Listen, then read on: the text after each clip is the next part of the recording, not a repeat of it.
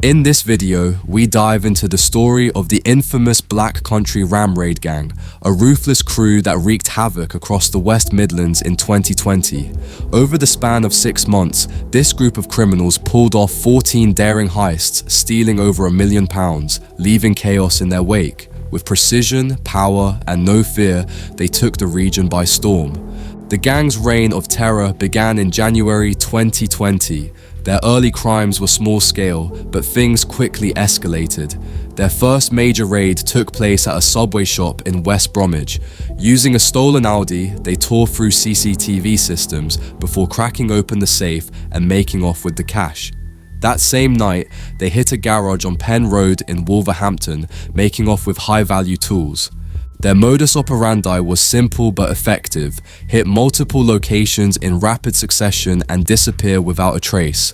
The gang primarily targeted high-end vehicles, choosing sports cars for their speed.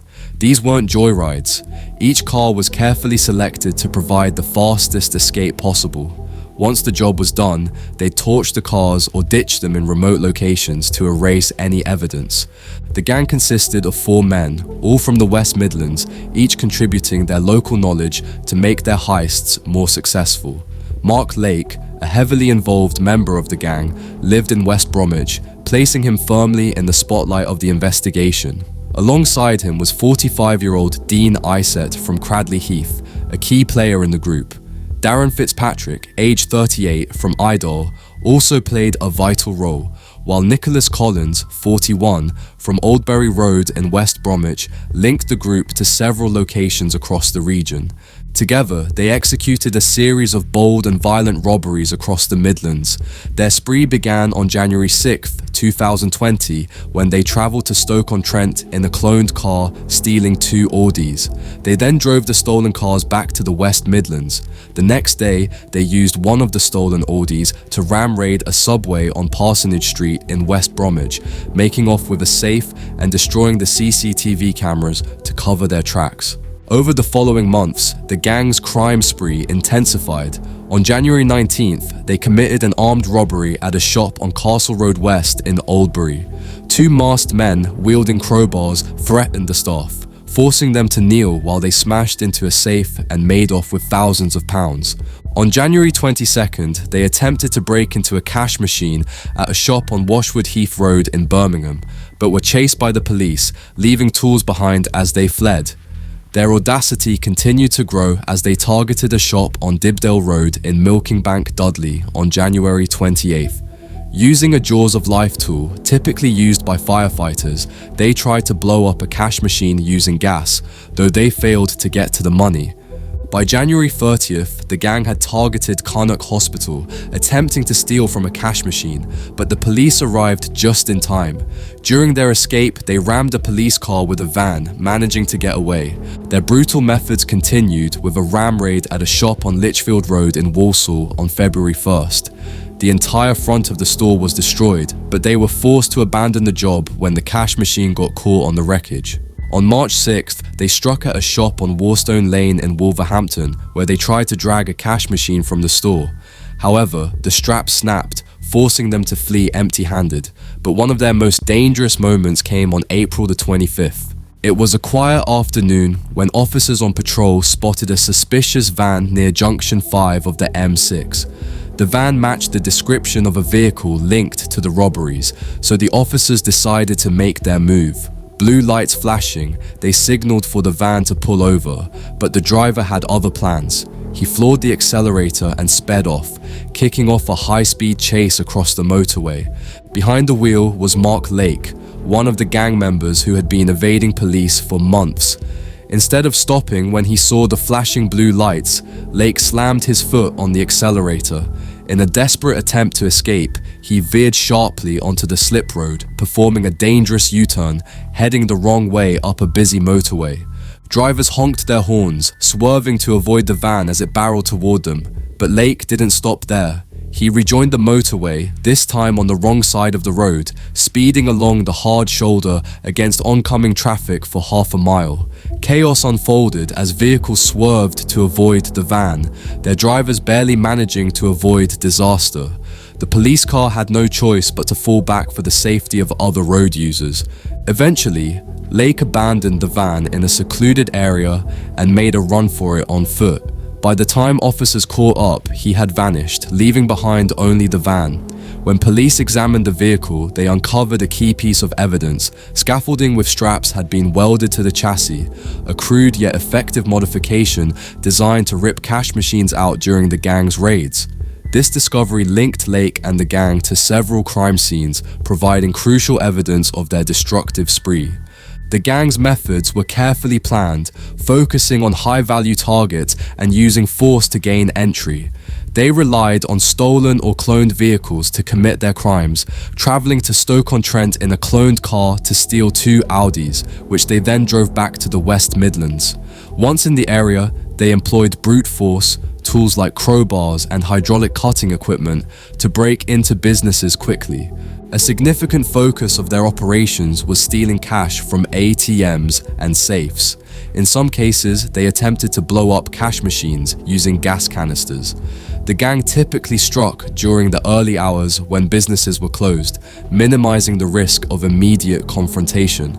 Their targets ranged from small shops and garages to larger businesses holding cash or valuable goods. In instances where staff were present, the gang used intimidation tactics to ensure compliance, even removing CCTV systems or ensuring minimal traceable evidence was left behind.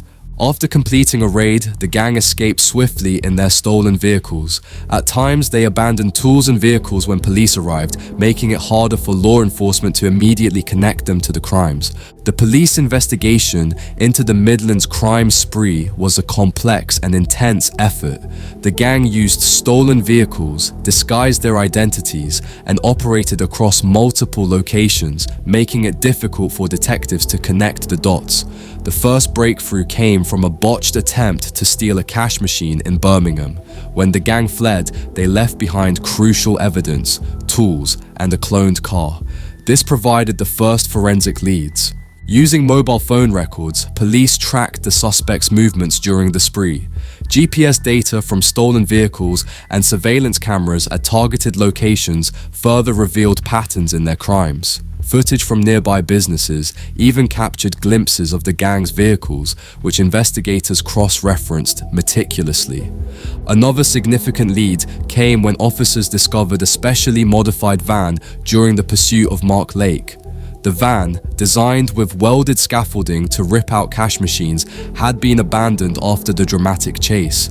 Inside, officers found tools and evidence linking the vehicle to other raids, providing a critical connection to the gang's methods. Detectives also identified the gang members by analyzing patterns in stolen goods.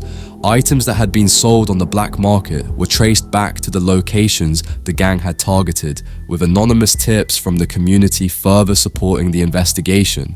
Residents in areas hit by the gang reported suspicious activities, including sightings of the stolen vehicles used in the crimes. As the investigation progressed, police executed several raids on properties connected to the suspects. These searches uncovered even more evidence: tools used in the crimes, clothing matching descriptions from witnesses, and mobile devices containing additional vital information. The gang's luck finally ran out in the summer of 2020. After months of evading the police and leaving a trail of destruction across the Midlands, their time was up. With officers closing in, the arrests unfolded like scenes from a high-stakes drama in June 2020. Police spotted a van believed to be linked to the gang. Inside were Nicholas Collins, Darren Fitzpatrick, and Mark Lake. When officers attempted to stop the vehicle, the van sped off, ramming the pursuing police car in a desperate bid to escape. But the chase was short-lived. Losing control, the van was quickly stopped, and officers surrounded the vehicle, arresting all 3 men on the spot. A few days later, the focus shifted to Dean Isett. Officers raided his home on Clyde Street, Old Hill, armed with a warrant. Sensing trouble, Isett attempted to flee, but police had anticipated his move. Every exit was covered. After a brief struggle, he was caught and taken into custody. In July 2024, the gang responsible for the string of violent raids across the West Midlands finally faced justice at Birmingham Crown Court. Mark Lake, 43, of Westbourne Road, West Bromwich, was identified as a key figure in the operations. Convicted of conspiracy to commit robbery and burglary, he was sentenced to 18 years in prison. Dean Isett, 45, of Clyde Street, Cradley Heath, played a significant role alongside Lake. He received a 16-year sentence for the same offences. Darren Fitzpatrick, 38, of Trafalgar Court, Tiverdale, was also deeply involved. He was sentenced to 13 years for conspiracy to commit robbery and burglary. Nicholas Collins, 41, of Oldbury Road, West Bromwich, faced charges of conspiracy to burgle and driving offences. He received 6 years and 20 months in prison. A fifth man, John Williamson, 42, of Queens Road, Smethwick, was given a 21-month suspended sentence for conspiracy to burgle, and with that, the gang's reign of terror came to an end. For a while, they moved fast, hit hard, and took whatever they wanted. They seemed unstoppable, dodging the law and racking up raids. But then, just like that, it was over. Months of planning, robbing, and running all came crashing down, and now, with nothing left but wrecked shops, empty cash machines, and years behind bars, they'll have plenty of time to think about what went wrong. For more raw and real crime stories, hit the like button and subscribe. Until the next episode, stay alert, stay safe.